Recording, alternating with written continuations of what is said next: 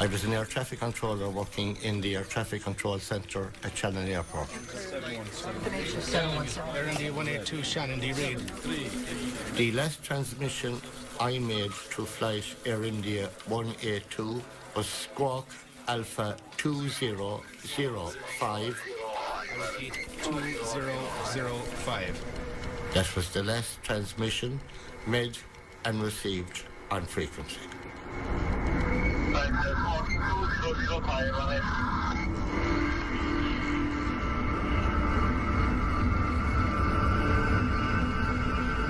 There was one fleeting moment on the tape where there was a loud, long, continuous noise, but no voice.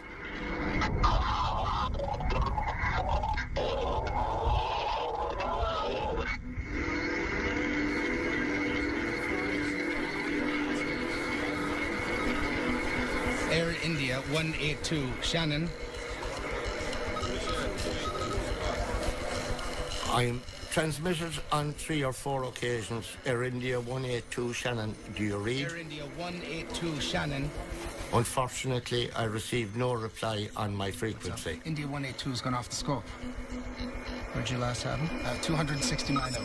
No one to this day has ever determined whether it was static or the aircraft in trouble trying to transmit to me. To this day, we don't know.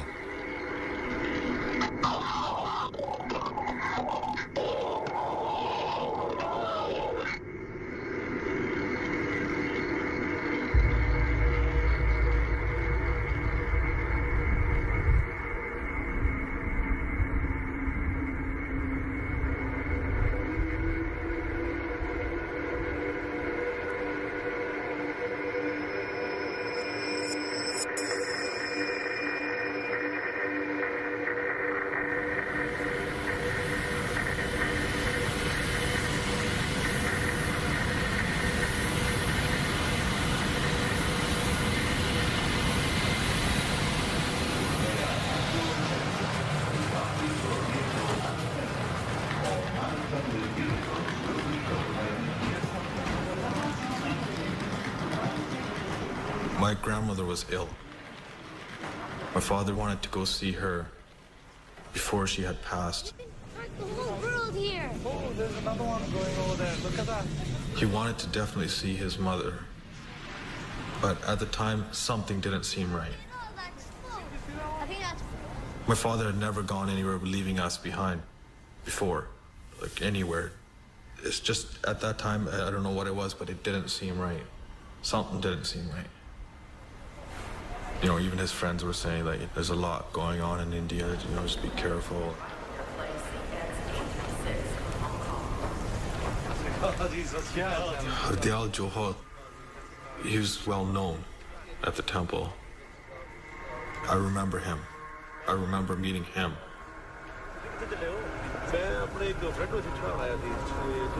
And when they asked him, you know, how come you're here, are you flying? You know, it was quite early in the morning, I believe, and he didn't really have an answer. And just kind of like, you know, moved on, walked away, and that was it.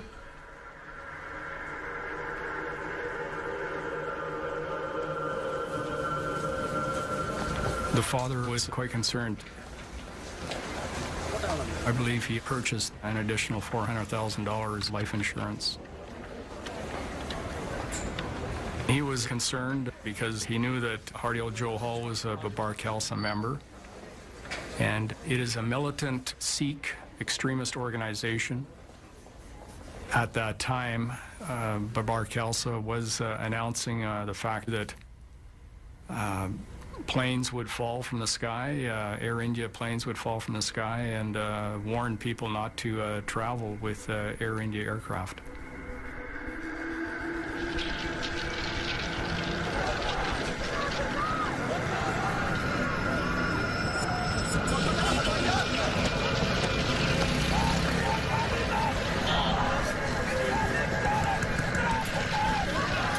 In 1984, the Indian government and their security forces mounted Operation Blue Star, targeted the Golden Temple in Amritsar.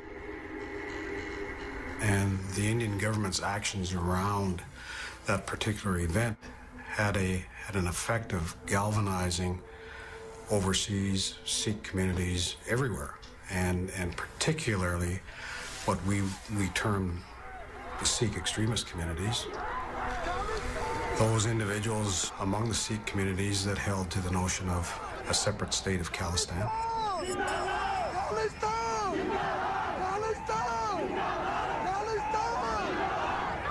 People were very angry.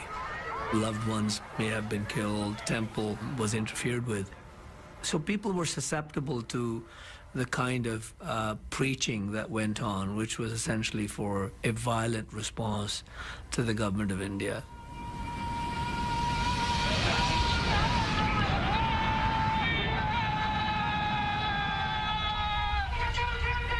I think it's fair to say that the principal extremist or pro-Khalistani group at that time would have been the Barber Khalsa. And it was widely understood that Talwinder Singh Parmar was the leader of the Barber Khalsa in Canada.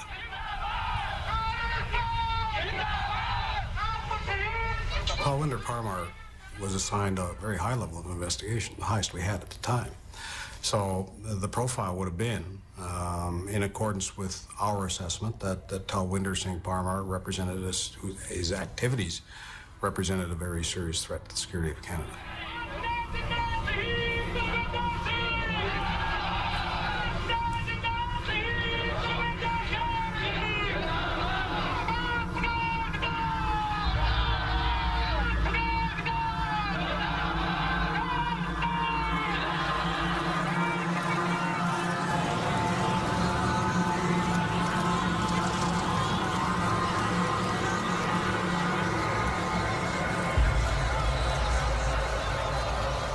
Was there an appreciation that we were dealing with a terrorist organization here who has killed, or which has killed? Yeah, that was understood.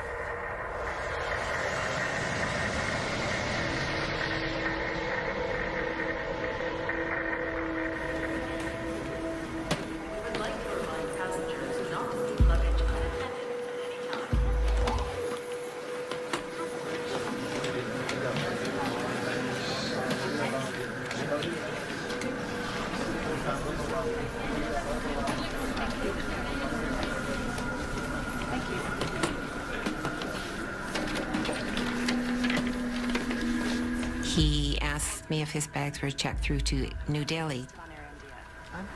And he said, I'm not. He says, I phoned them this morning. I'm confirmed on Air India. I said, you may be confirmed on their computer, but you're not confirmed on our computer. But it's not on our computer. When you get to Toronto, check in with Air India. Oh, no. What do you mean? When I live in Toronto, I have to pick up my luggage, take my luggage to the Air India and rebook it? Yes. Oh, no. It's a big hassle for me. I paid full fare for the ticket. I understand, sir, but you need to come. He did say, I paid full fare for my ticket, and he was a business class passenger in the business class lineup, which gives him privileges. Okay, here. It's okay. You know what? I'll take care of it. And I did change the baggage tag to read Toronto, Montreal, Delhi on Air India. Thank you. Have a safe flight. Unfortunately, that's one of the things in my life that I see in slow motion all the time, is me ripping off the orange Toronto baggage tag and putting on the pink interline tag, which would transfer it over to Air India.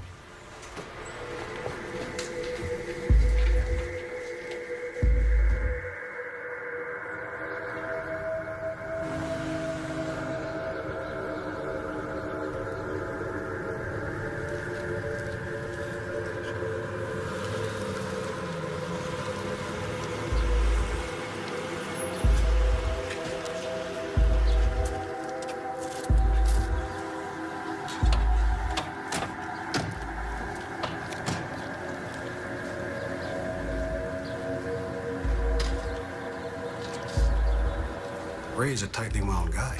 Ray is living this file. This investigation is not a 9-to-5 thing for Ray Cobsey. This is his life.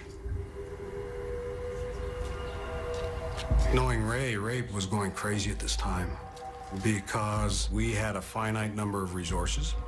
and there was intense competition between operational branches for those resources. It sounds trite to say that it was a very busy time for our counterterrorism program, but that's the fact of the matter.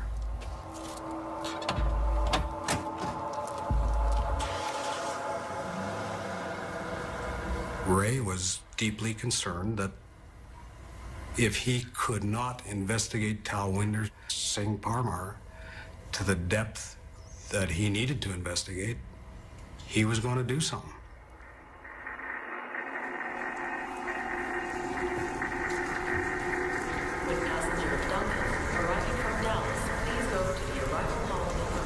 There was a lot of toing and froing a day or two before because, of course, we were trying to actively get them on that flight. No, they weren't originally booked on the connecting CP flight to make Flight 182. Just so awful to think of it now. I can remember my aunt using a phrase, oh, it's just heartbreaking now. You know, it's a saying in Islam, inshallah, if it be the will of Allah. You know, inshallah, we'll meet again.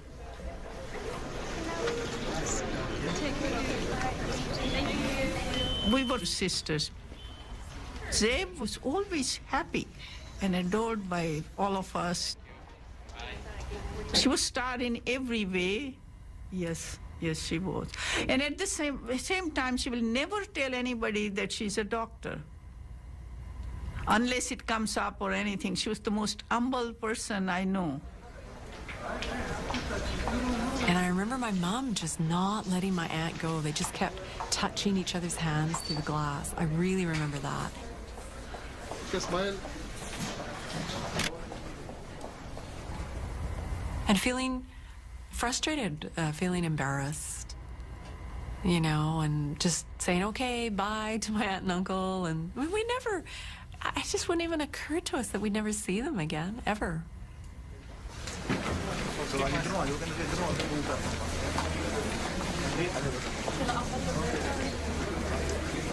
The last time I saw my father was after checking in.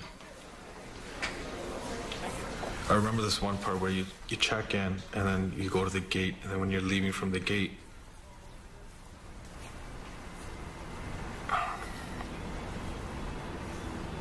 you walk.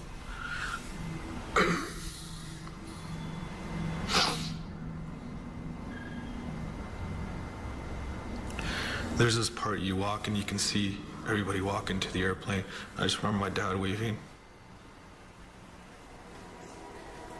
This is a final boarding call for passenger MC on flight. That was the last time he waved goodbye. That's all I remember.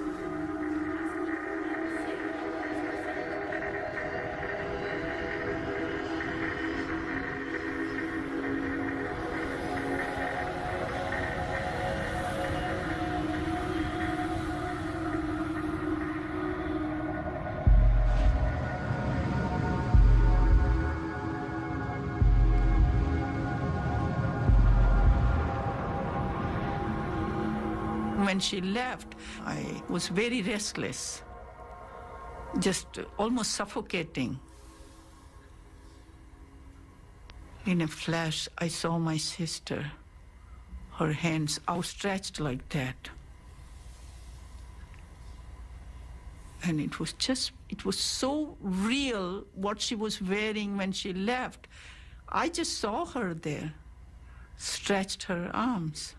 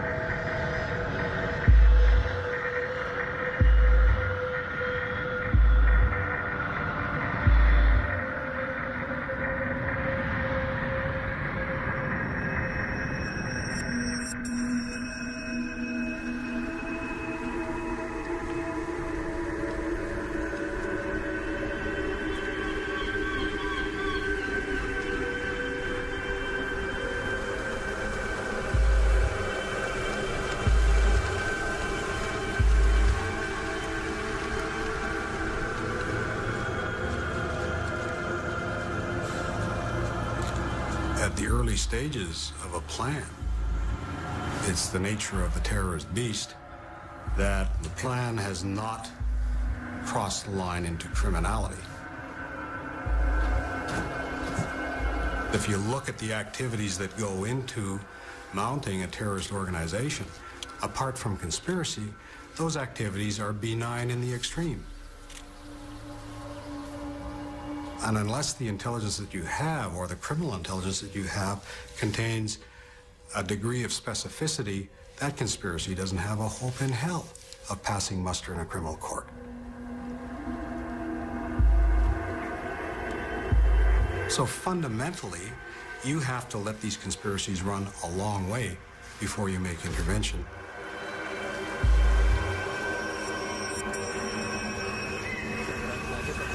I call this the 60 minutes to boom phenomenon. When you are leading a counterterrorism investigation, you effectively have to take a terrorist conspiracy 60 minutes to boom to have a realistic shot at a successful prosecution. And that's just the way it is.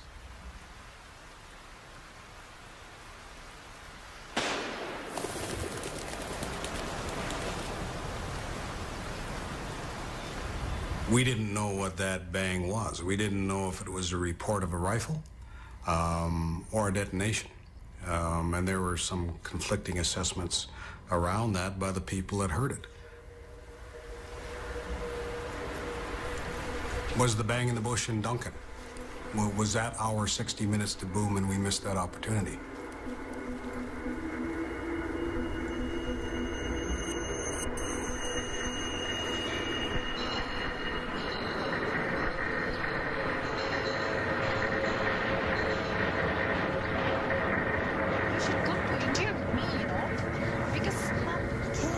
My mother, Borsha Kelly, was accepted to do her PhD at a university in India, and that's why she was going back. I was, your typical Canadian kid. I was born here and raised here, and just your average Canadian teenager, My mom actually said, you should come to India with me, and you'll have the whole summer. We can just bum around India, but something inside me knew that I shouldn't run away from my problems, so I didn't go, which, gladly, thankfully, I didn't go. I remember I had to go to work and saying goodbye to her at the door, and I remember her saying that she would be back before I knew it, and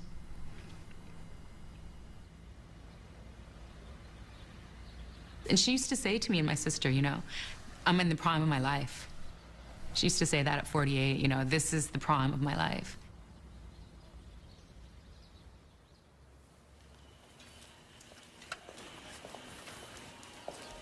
All right. Oh, is that you, Doug? How's it going under here? Oh, good, good. When I first met Inderjeet Rayat, he was working in my truck. Yeah. Found him to be a very personable fella. Perfect timing. So it's giving you a lot of trouble. I was a corporal on the Duncan General Investigation Section, and I received a phone call from Ray Cobsey, and he told me that he was with CSIS. To be honest, at that time, CSIS had just formed, and I had to do a bit of thinking to bring out what CSIS was in my mind, which I did. And his inquiry was to do some discrete background checks on Inderjeet Rayat. Inderjeet Rayat seemed to me like a nice family man. I had 5 children. I believe he had 4 children. Seemed to have a lot of the same goals in life and whatnot, and we just seemed to be one of those deals where we got along well with each other. Personalities sort of clicked, and we had some good conversations. And as the investigation started to unfold, I certainly started to see a different person. It was certainly not just for myself, but for all police agencies in this country. It was a learning curve about terrorism, and what a terrorist is really like.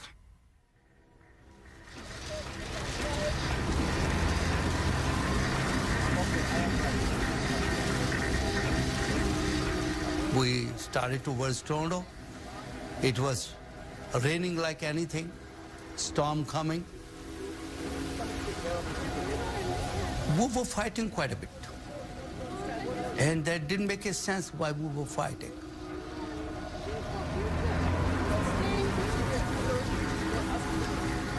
Anu was just kept on saying, I know, Dad, that we are going and you're going to be alone. With a kid did not understand that. And even truthfully saying up till now, even I don't understand that, why it was happening.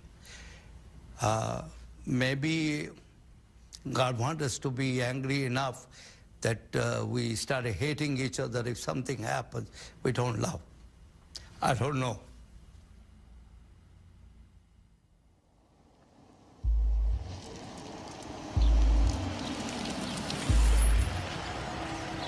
In this group of associates that Talmadge Parmar had, you had a bunch of like-minded individuals who got together and plotted actions and planned for the future of Khalistan.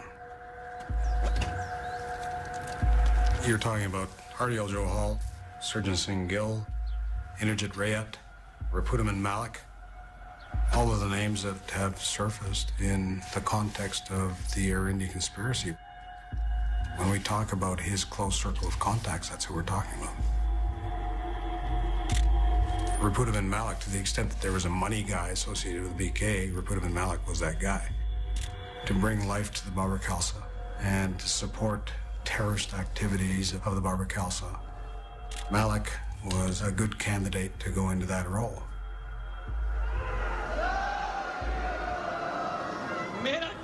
Najib Singh Bagri is Babar Khalsa leader. His views on achieving an independent Khalistan are very similar to Malik's.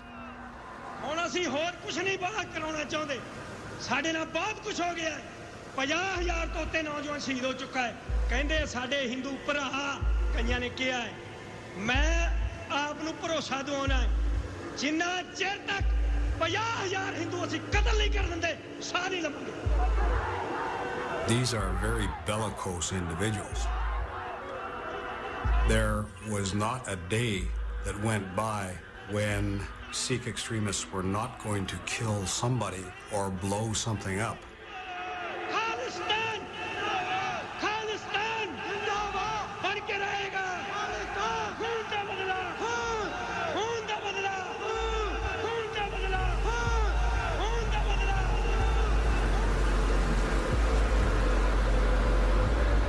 There were many instances where people spoke up and they were threatened, physically manhandled, and they changed their stance the next day. It was a state of fear that existed in the community at that time.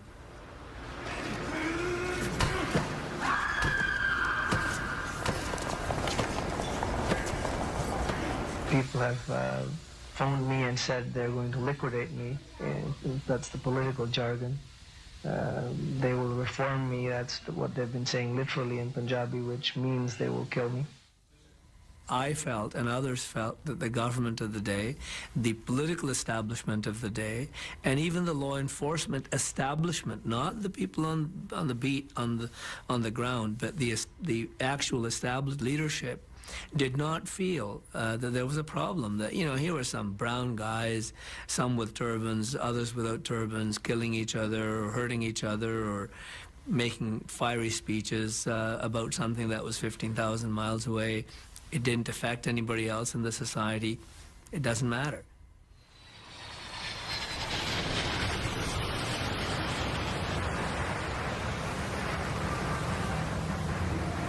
Just as we were approaching the airport, the rain stopped. I was very worried. I said, you know, with this storm and all, taking like the planes going out and all that. And my husband said, what time are you living in? He said, this type of rain doesn't bother the big airplanes. But it just felt very comforting that everything had cleared up.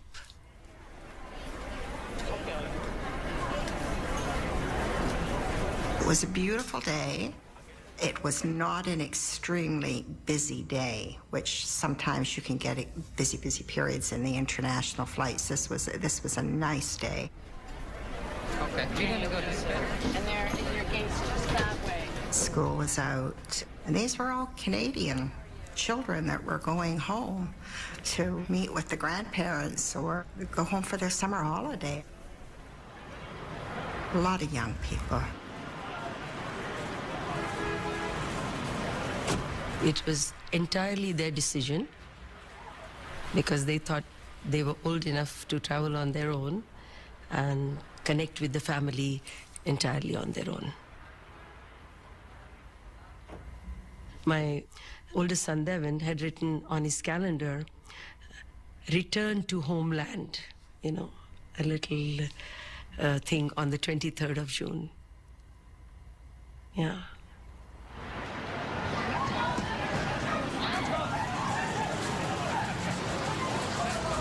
We had two very talented young daughters, and my life revolved around my family.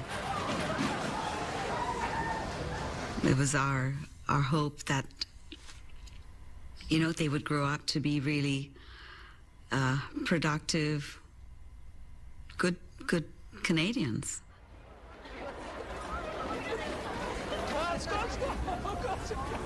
There was this odd coincidence about all 5 young women being dancers, traveling together, and Vishnu was going to be this one chaperone of these 5 young women, and we teased him about it, and he kept saying, I'm going to get a seat so far away from these 5 boisterous young women, you know, so that I can travel in peace. We traveled always together. This was one of the first times that we weren't all together.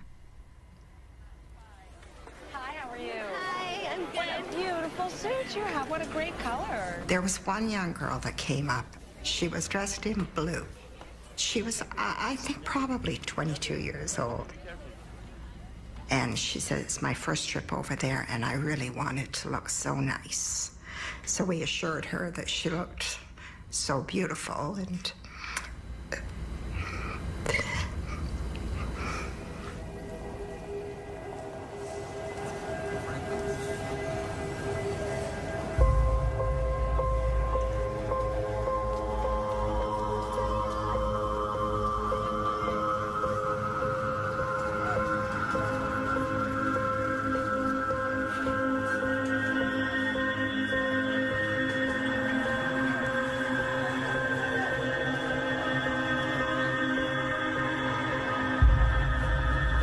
We can't guarantee the safety of Mr. Gandhi without the support from headquarters.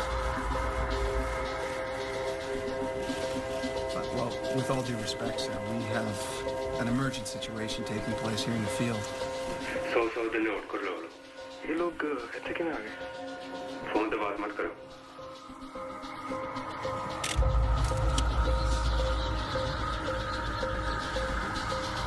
So if you're Ray Cobsey, you know, you breathe a sigh of relief, you say finally, and you start hoping and praying that what derives from resources that he now has will in some way advance your investigation beyond where it was before you got that resource allocated to you.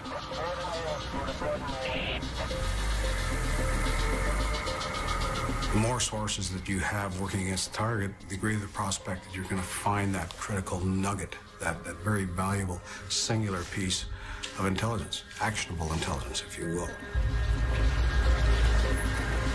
He's now got a critical mass of information that's starting to come together, pointing to the fact that the Barber-Kelso in Canada is planning something.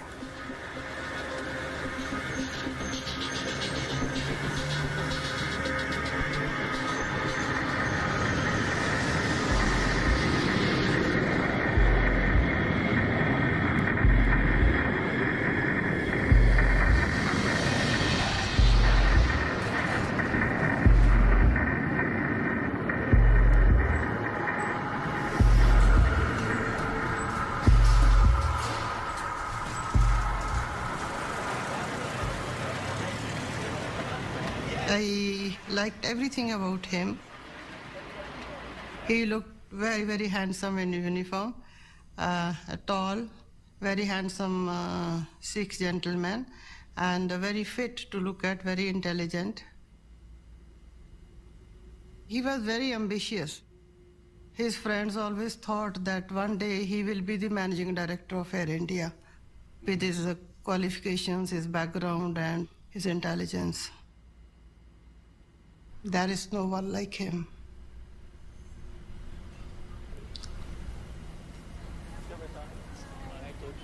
We are saying bye. We hug each other. And I'm telling the kid, take care of your mom. On the same time, I'm telling the mom, take care of the kids. This is the first time that a person is going out of country and I'm not there with them.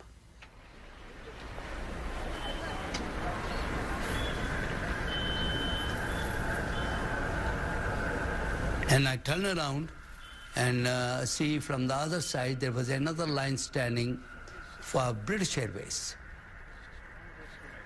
Surprisingly, there were almost 80% people with a turban. And I asked that friend of mine, how come all the Sikhs are over here? And they were not in Air India. Only 2 people went to Air India. Why? He said, you know that the Sikh people have boycotted Air India. I have to pass out to my family. I wanted to see my family at that minute. Something was pushing me to see them. I do not know what to do. They won't let me in.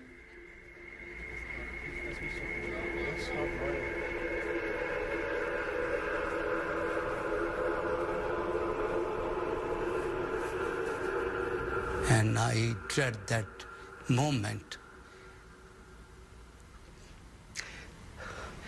I let them go.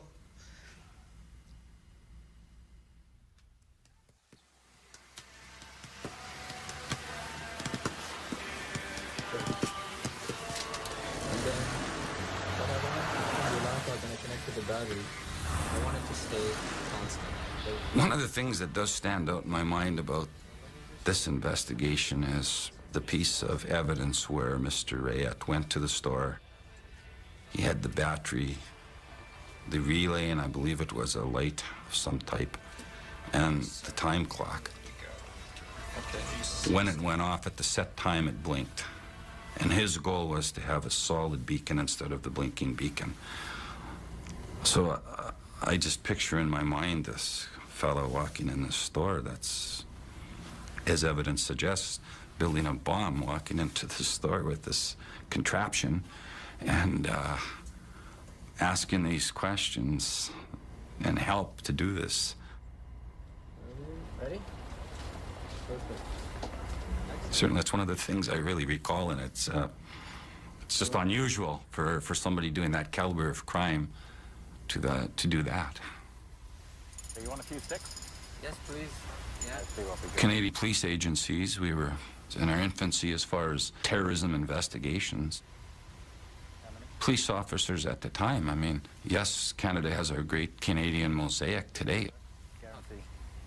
Back in 1985, I don't think the police were any different in East India. And we didn't know the difference between what is a Punjabi, what is Sikh, what is Hindu, Khalistan, what is that? Where's India? Like, where did you put the sticks? Here you have a conspirator walking around and telling people about his concerns back in India, and he has to do something, and very overtly doing things, which is laying in an evidentiary trail. Big explosion from 2 sticks, I can't believe it.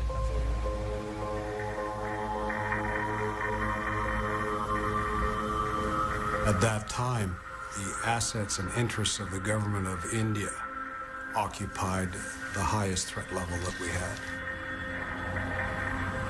What do you do Unless you have intelligence that says specifically these individuals associated with this organization intend to place a bomb constructed in this fashion on this aircraft leaving Toronto on this day and at this time, what can you do?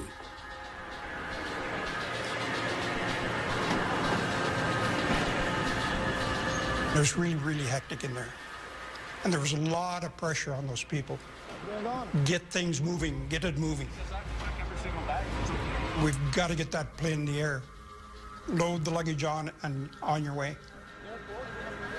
Most airlines don't like to see one of their aircraft just sitting idle.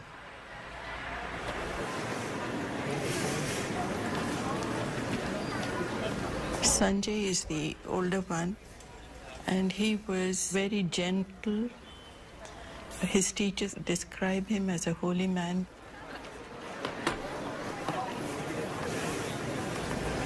My younger one, Deepak, was bright too. He too was an honest student, but he was full of life, full of laughter, full of mischief. I used to say, I have two hands, one's Sanjay, one's Deepak. I have two eyes, one's Sanjay and one's Deepak. One has got foresight and the other one is the light of my life, because Deepak means light. He was born on Diwali. Deepak said bye, and then that's it. He went off straight with the kids. He was laughing, jumping, running. Wait for me, guys. And Sanjay came to me and said, Mom, look after Dad. Sanjay said this, and then he went forward, said goodbye, went forward, said goodbye. He turned back 20 times before he turned off. The kids and all the kids were ahead of him and they went away, and the lady went with them. But this son of mine turned back 20 times, and then I began to feel agitated, and I said, Babu, what is this? This is not normal.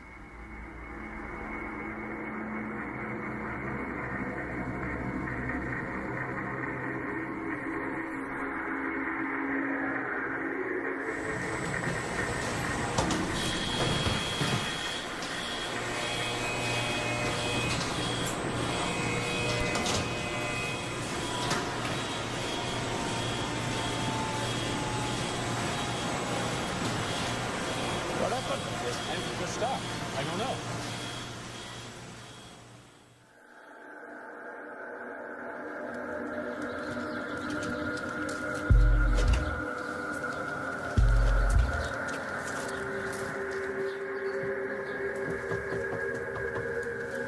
There were concerns that the Babar Khalsa may orchestrate some type of a plot to either assassinate Rajiv Gandhi or cause him harm. So that was a meeting done by the RCMP and the security service in the States. I know nothing. Okay? To see if they would tell them anything concerning what they knew about certain individuals, and also to let them know that they were being watched.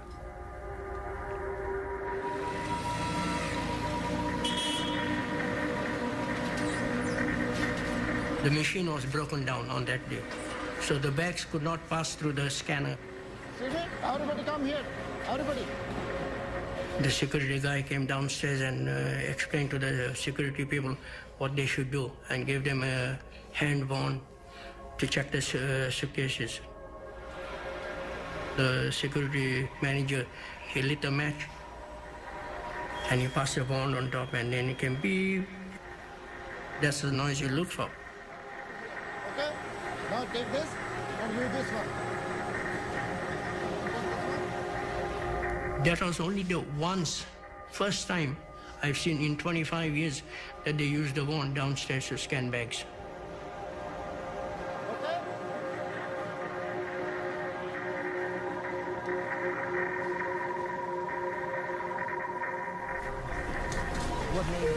Ladies and gentlemen, we would like to apologize for the delay in boarding Air India Flight 182, soon departing for Delhi via Montreal and London Heathrow.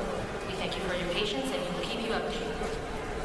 Mesdames et messieurs, veuillez accepter nos excuses pour le There was quite a number of children on board the flight, and this is the most vivid memories I have, personally. The one that keeps coming back is the little girl. She couldn't have been more than 7. And she was clutching a big box of chocolates. And I can still see that little face.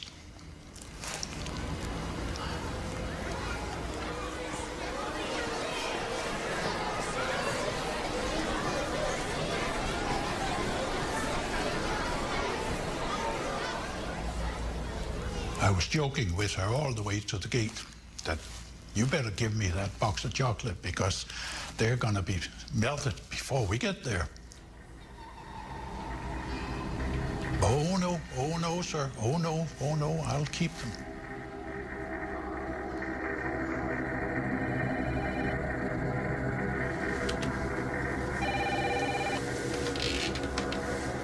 Hello? कोई खालसा वाली फतेह खालसा जी कहानी लिखती नहीं होने करो CPR, good afternoon. Well, Air India travels Toronto, Delhi via Montreal. I can put you on a non-stop flight. Montreal is going to make a connection with Air India 182. हाँ जी मैं कहानी लिखती है जी ठीक है लिखना चाहोगे हाँ घर ही आ जाओ मैं घर ही हूँ ठीक है हाँ जी वाहिगुरु जी का The wiretaps consisted of Talwinder Singh Parmar right up until June 23rd, 1985. That was a major problem for the CSIS at that time, to have enough resources to translate the tapes that they had intercepted, to have them translated quickly and properly. कोई खालसा वाली फतेह खालसा जी कहानी लिखती नहीं होने करो ठीक हाँ जी मैं कहानी लिखती है जी ठीक है What does that mean to you as a reasonable man? Have you written the story yet? The fact that something I don't understand is followed by a call to a CPR office does not present to me a eureka moment saying, oh my God, they bought tickets for a CPR flight and they're going to put a bomb on that plane. That doesn't follow in any reasonable man's reality. You know, so that's the eyes that we're looking at this with. Have you written the story? What does that mean? Ladies and gentlemen, Air India Flight 182, destination Delhi via Montreal and London Heathrow, will now commence pre-board. We would ask anyone traveling with small children or anyone else needing assistance to board at this time. Please have your passports.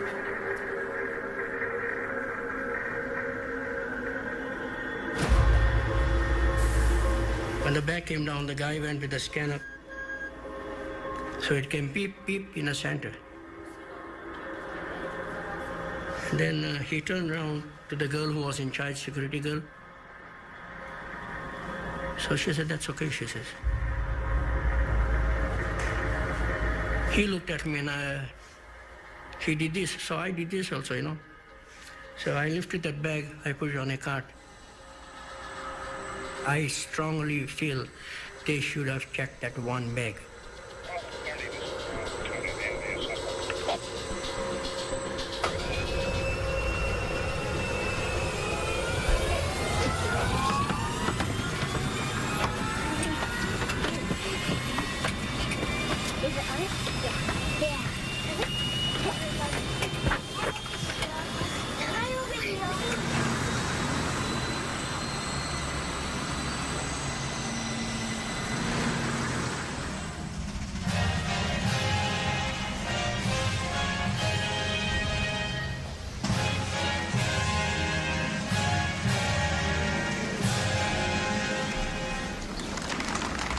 You do have a sense of relief, but it's very short-lived. You say, okay, Gandhi lives to fight another day. But there's still something else going on there, and we need to know what it is. So, you don't see a lot of celebration in our business.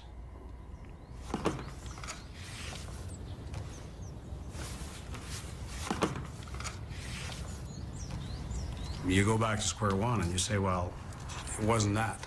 It had to be something else. Okay, if it's not Gandhi, then what?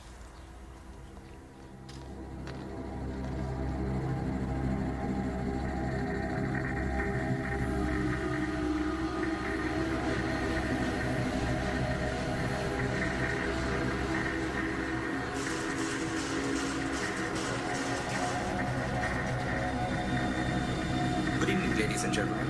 We apologize for our delay. Welcome aboard Air India Flight 182, en route to New Delhi via Montreal and London Heathrow.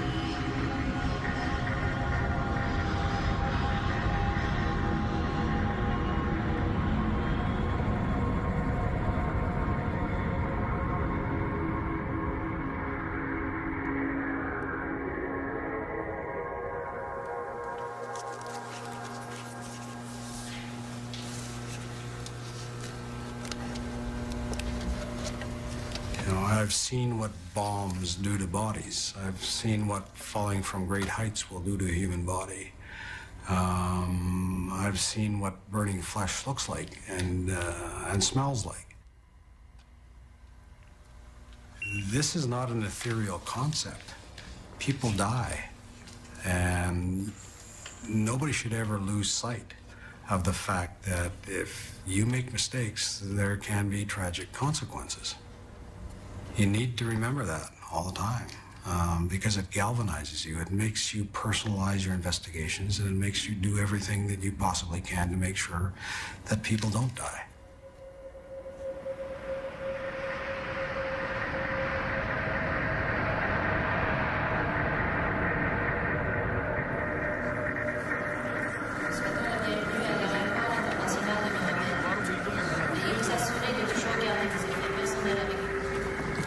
I was a good girl. I had done what I was asked to do, which was to put on a certain amount of weight so I could be rewarded with a weekend pass so I could attend my sister's funeral, graduation.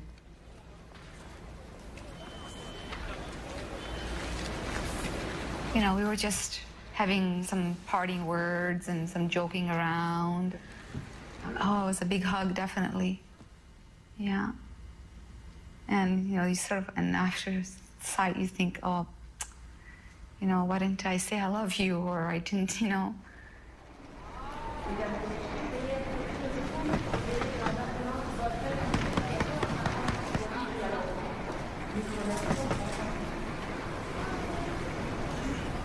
There are certain things that, you know, you remember very vividly, very, very clearly. You can't forget them. And this, of course, is one of the, because, you know, it's not really kind of, I didn't think of it, you know, that this might be the last time I'm seeing them. I didn't want them to go. I did feel like she was abandoning me. I think. And I just remember that she was very excited to leave, and she was very happy. The last thing she said to me was, "Be strong. Be strong like your sister."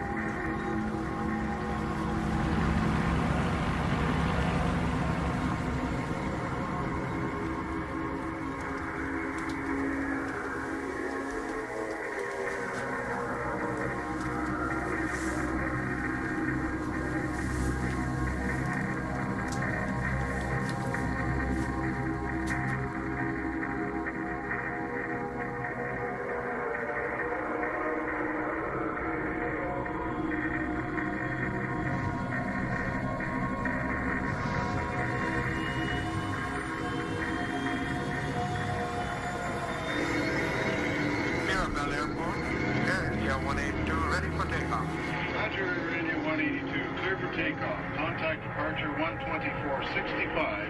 Have a nice flight.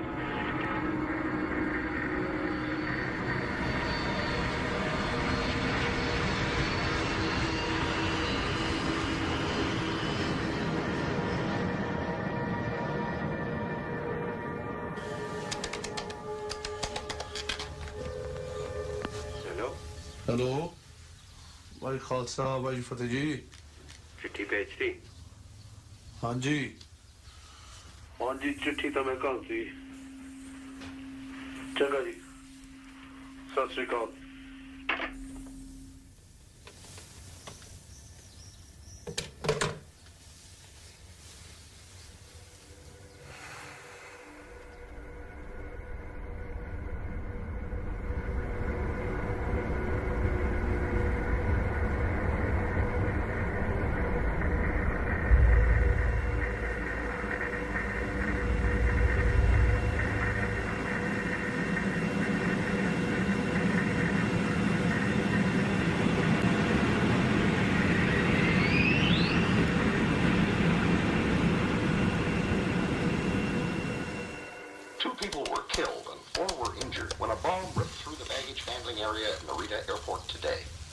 Hello भाई खालसा भाई फतेह जी हाँ जी खालसा जी TV देख रहे हो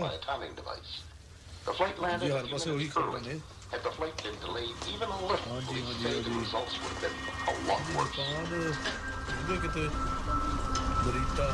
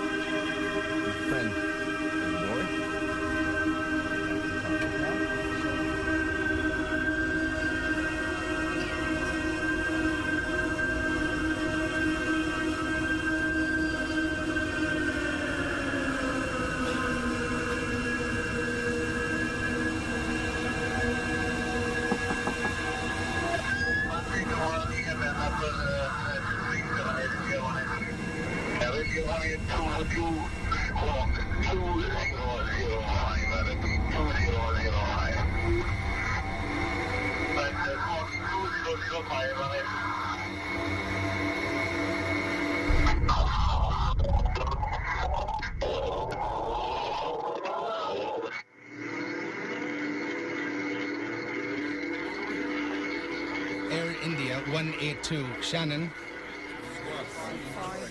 Air India 182 Shannon, do you read? There's an Air India 182 at this time. He's not talking to us. Can you see anything ahead of you there? 33, and I saw a piece of a contrail out the left side. It looked like it might have been at 31, but certainly no airplane yet. You don't see anything there? At this time, we're very worried. We're very worried. We tried every means humanly possible to re-establish contact with the aircraft. Unfortunately, it was not to be.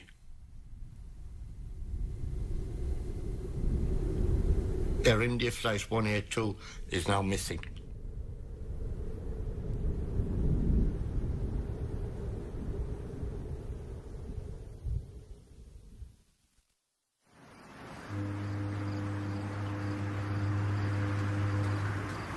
Well, the phone had awakened my sister and I, and we were sort of groggy. It was very early on a Sunday morning, a beautiful, quiet Sunday morning in June, and suddenly my mom's screaming. Oh, it was a scream really like I've never heard. Like, it was just awful. I don't think I'll ever forget those screams. No, I know I won't.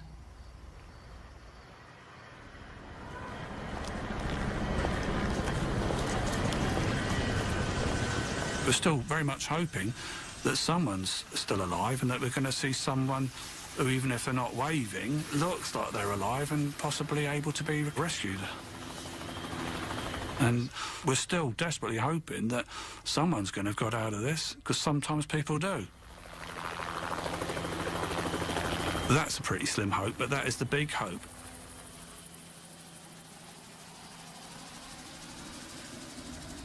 He said to me, he said, "It's the boys' flight." And I said, "What happened to the flight?" And he said, "They're saying that it disappeared and there are no survivors." And I said, "I can't be." I said, "That can't be."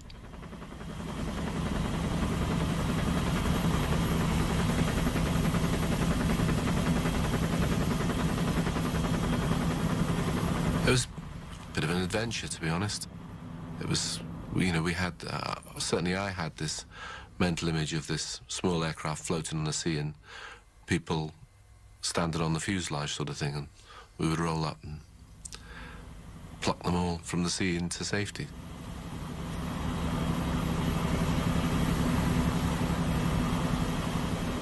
He went to the phone, he said, yes, the children were on the plane. And he says, all's gone, and collapsed. And I got out of the bed and said, "Don't cry like a lady, like a girl," you know. I said that, and I ran to the television, turned it on. Programs normally seen at this time have been cancelled or rescheduled so that we may present the following CBC News special. It's one of the worst air disasters ever, and it's taken more Canadian lives than any other crash in history. Air India Flight 182 simply disappeared from radar screens off the coast of Ireland. On board were 329 people. More than 280 of them were Canadians. At least 86 of the passengers were children. It is almost certain that no one survived.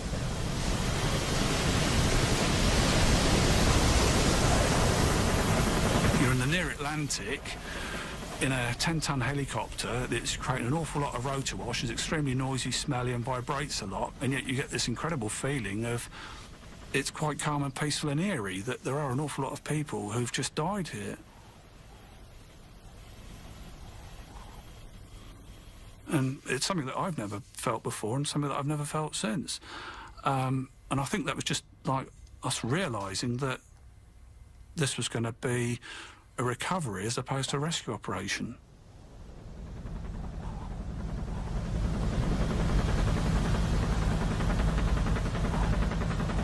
He had a lot of sadness on his face, and he said there is an accident of 182. So straightway I asked him, is it on the ground or in the air? He said in the air. And I still remember my words. I said, "I'm finished." That was what straightway came out of my mind, my mouth, and this is how I felt.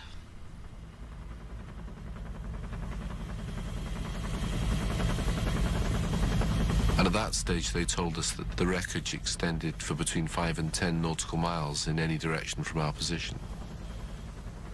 So we were looking at 100 square miles, at least, of wreckage. The enormity of this thing was starting to sink in. Everybody was just hoping for the best at that time. As soon as my dad's friends started coming, relatives started coming, I realized that something was wrong. Nobody actually really told me what happened. I kind of pieced it together.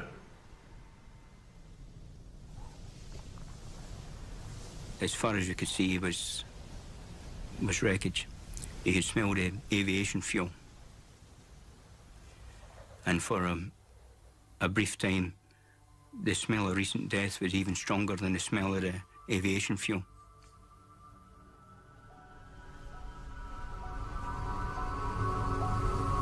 I was in such complete shock. You know, it just felt like a dream, a nightmare that was passing me. You know, it was something that I kept feeling I'll wake up from.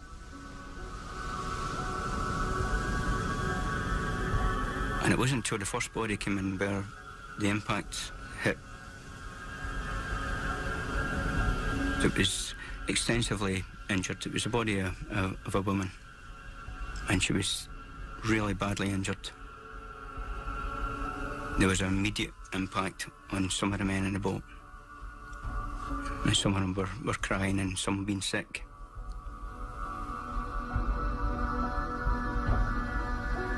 The news was coming when they were already taking out the bodies.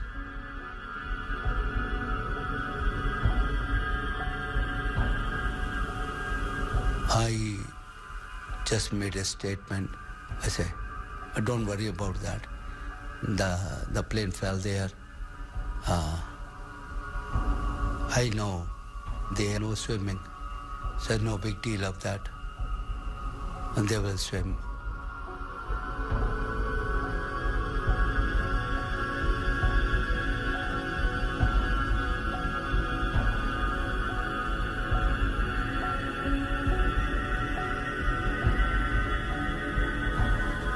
The winchman came down with this infant in his arms. And it was just terribly wrong that this infant that looked perfect was so cold and so without life and so out of place. You know, you don't see babies on ships. You don't see babies on the deck of ships in the middle of the Atlantic. And when you do, they're supposed to be warm and alive.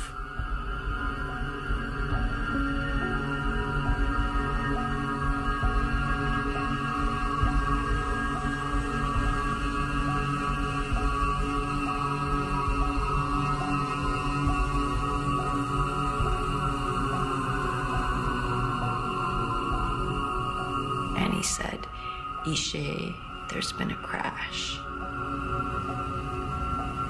And that was when I knew they were dead. I knew it. I knew they were dead.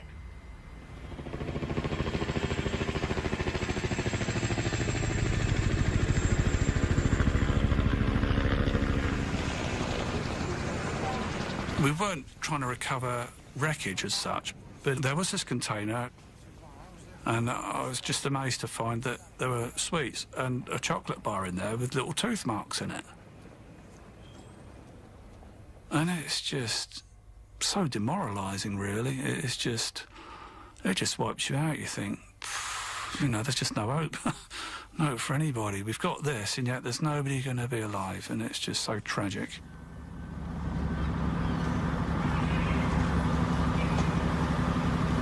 It was absolutely breathtaking to see such a sad scene, really. But I always remember the sadness I felt in my heart when that boat was coming up the river. And it quite apprehensive of what I may see and would I be able for this.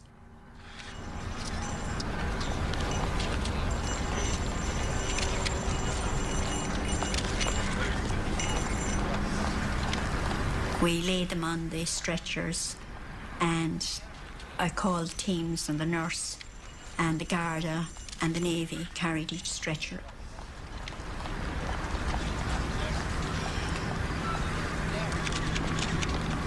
You know, it was very blustery that day, actually, because I remember the nurses had to put their hand across the stretcher to make sure that it was steady. And to me, it gave the image, you know, you're all right, you're home, we're caring for you.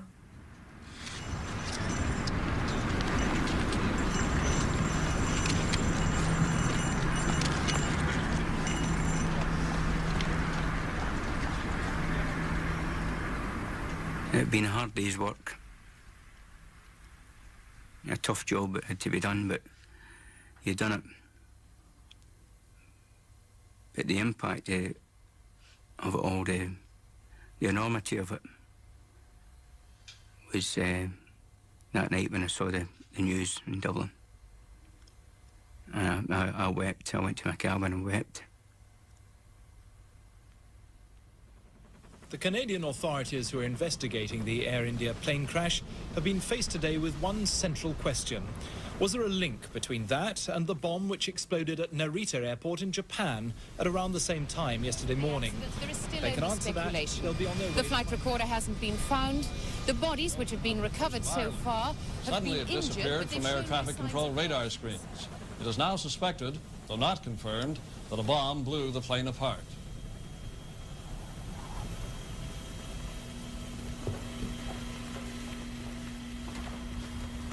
Ray has spent a long time and many hard hours trying to advance this investigation. He comes into the office on a day in June 1985, and 331 human beings have been murdered in cold blood. What do you think Ray Cobsey is thinking? But Ray, probably more than anybody, is saying it didn't have to happen. And that pushes anybody close to the brink of insanity. I'm not saying Ray was insane, but you can just imagine the mindset you'd be in, wondering whether there was something that he could have done or somebody could have done to have prevented this. Indicated contacts, etc. That would be of value.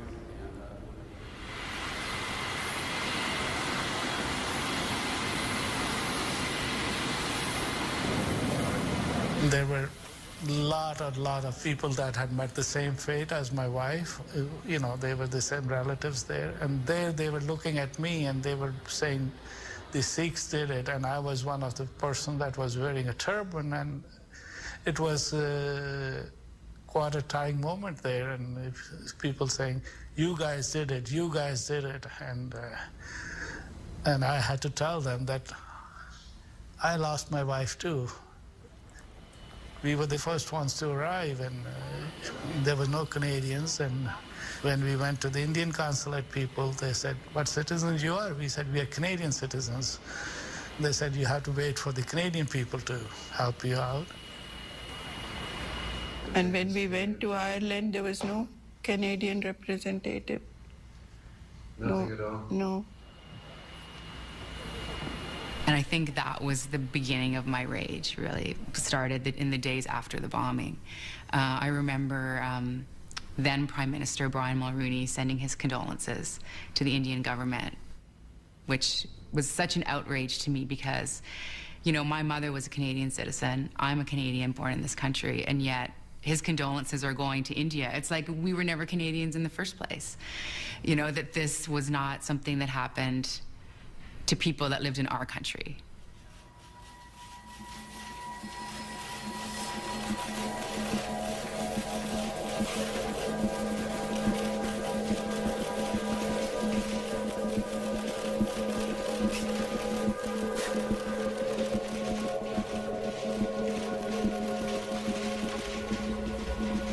It was a mammoth undertaking.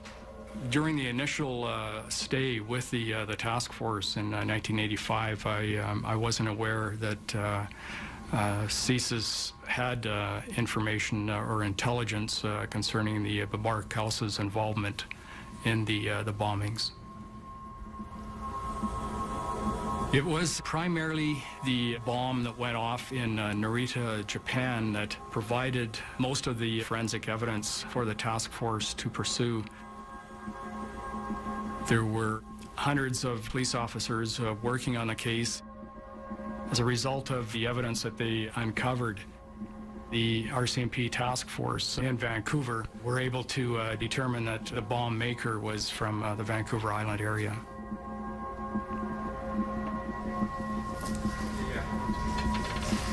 As the investigation unfolded, we found that in a very short time period before the baggage was put on the plane, Inderjeet Rayat went to Auto Marine Electric here in the Lower Mainland and needed to purchase another battery, took some of the components into the store, and sought to use his employee discount at the time he was in the Auto Marine store.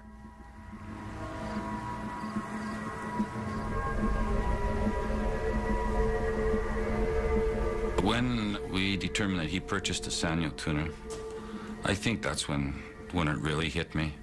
Like I had an open mind, yes. Maybe some part of me was saying, oh, could this really be? When I determined that he purchased that Sanyo tuner, I thought, there's too much here now. This is the man in my mind.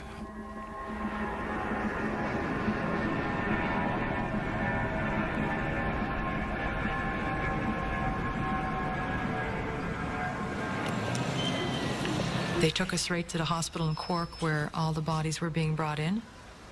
They gave us some forms from Interpol to fill out as best as we could to describe our family members, any noticeable birthmarks or scars and anything that could help them in the identification process. Because we didn't know at that point what condition the bodies were brought up, because, you know, even in my mind at that time I'm thinking, well, maybe he hit the water, was unconscious, woke up, and he's somewhere, you know, wandering around, doesn't know where he is. Like, I mean, you think, you grasp at all sorts of crazy ideas, thinking that they're still alive.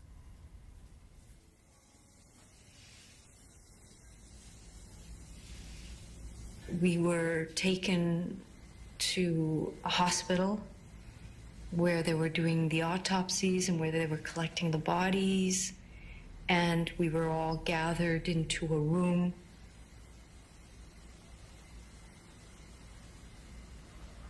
We were sort of reassured that the deaths were instantaneous and no one was really conscious of what was happening, and that what they were going to do was show pictures of the bodies that they had recovered. They had taken mugshots of all of the people and posted it behind this curtain.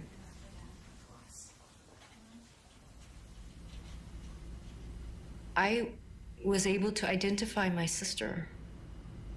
It didn't look like my sister. Her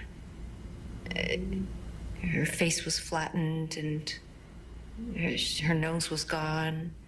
But I was able to identify her because she had a particular way of wearing her eyeliner. And that eyeliner was still on her face.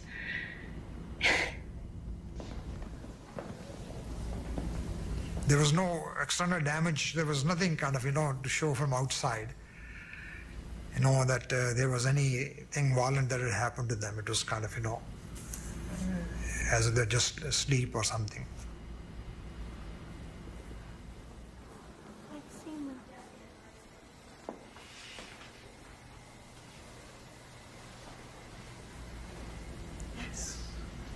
And their face was fear. It was just like they had this, something had happened, and they were like this mortified, and it was like frozen right there. The picture was just full of these. I couldn't have borne to see their bodies. It was just. Sexy. Yeah.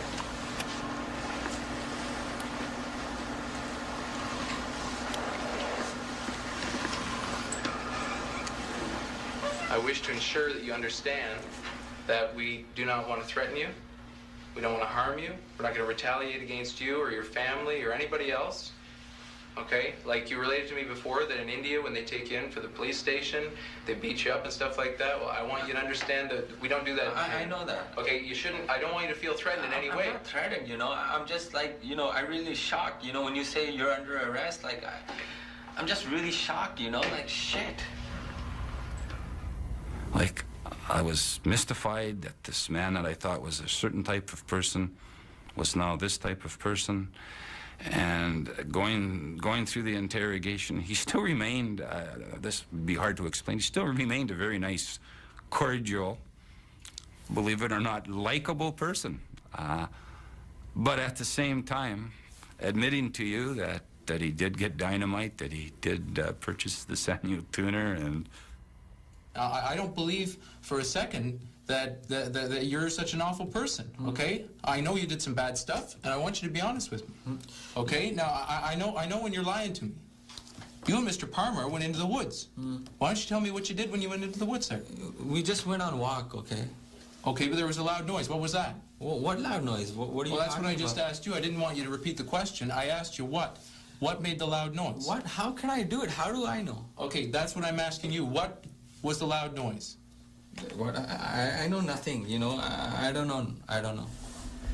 Listen, Riyad, I want you to be honest with me, okay?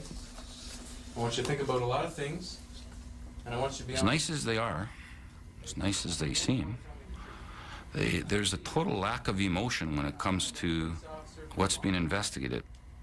The fact that 329 people, 2 others were murdered, the fact that there was little kids, the fact that we produced evidence out of the sea like little Cabbage Patch dolls, clothes off infants and stuff that, as an investigator, just looking at the exhibits almost bring tears to your eyes, have no effect on these terrorist people. Like, have absolutely no effect whatsoever. Just totally numb to it all.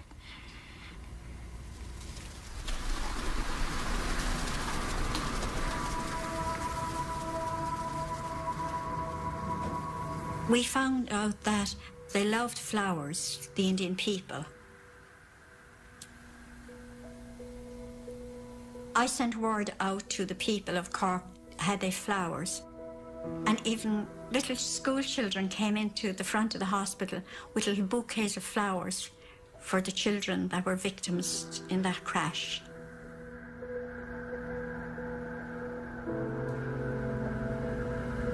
It's a small village, and when they saw 329 people and families coming there crying, they were deeply moved. They opened their homes and their hearts, and if it was not for them, I don't know. I don't think I would have even made anything of my life. We keep on looking. Every day was worse than other. Surprisingly, I see my son. He was just sleeping. He looked like a little weaker. That's it. But just a very peacefully sleeping.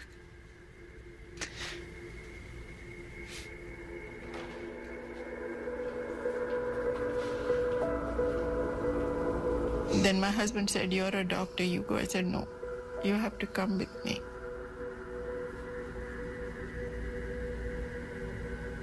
And then I saw the body. Of course, it was nothing like how we sent him.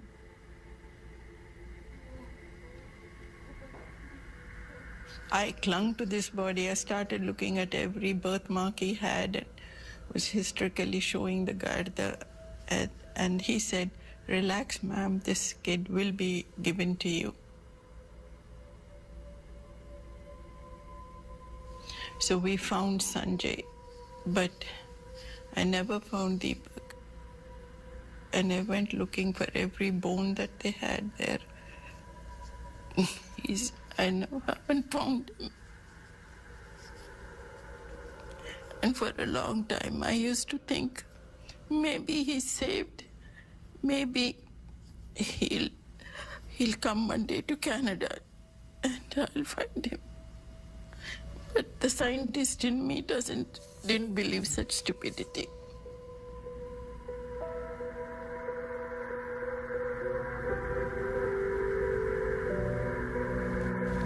No, I don't know. That time get happy, get angry, or get sad. Because when you come out, you hear the voice from the people. People were congratulating each other as somebody found the body of their loved ones. That's the first time in my life I have witnessed that.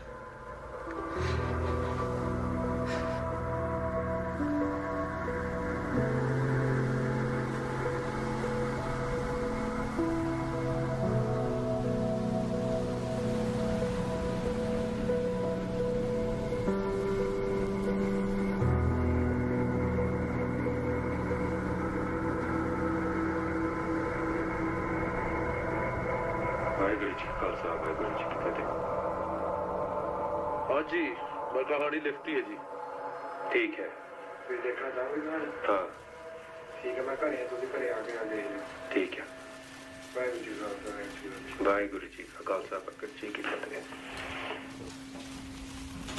There was no mystery around the process. There was a policy provision, there was a legal imperative, and there was a manual process that said after 10 days, get rid of them.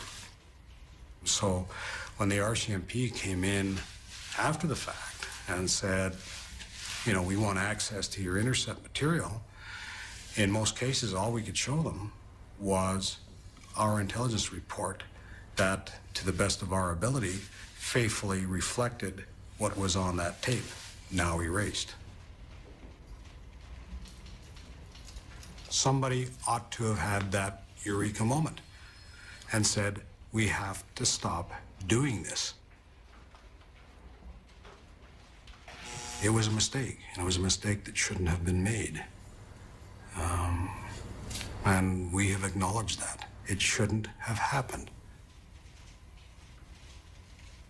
There's no joy that comes out of Air India Narita. Not for anybody.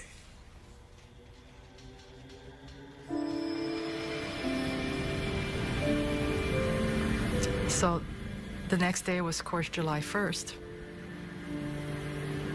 They had made arrangements to bring my father to the airport, and I got on the plane, and he was loaded into the cargo.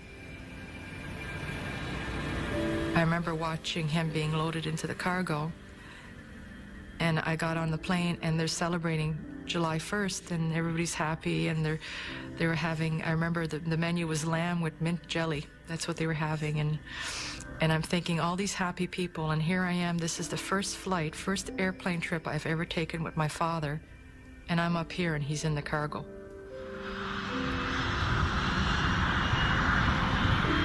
It's the first father-daughter trip we've ever taken together.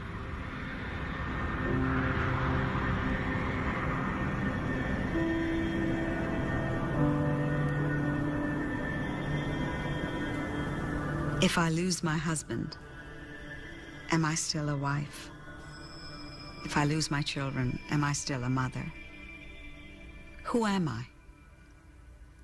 To walk into that house and know that that bed will never be occupied by that person again. To go to their closets and feel their clothes and smell them. To go through your cookbooks and see that you're going through these recipes that were their favorites. To listen to a song that you knew was one of their favorites. What do you do with all that? You know?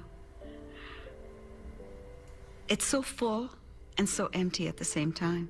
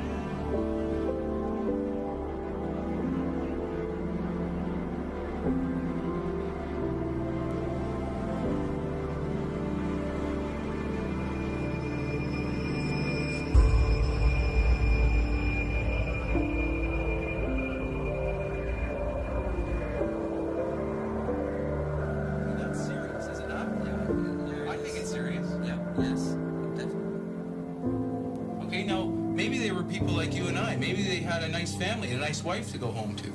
They're not going home to their wife anymore. Like, that's not happening. What do you think should happen to people who do things like this? What do you think should happen to the people who did this? Tell me what you think. You know, that's really bad what happened, right? I feel sad. What do you think should happen to the people that did this? They should be shot.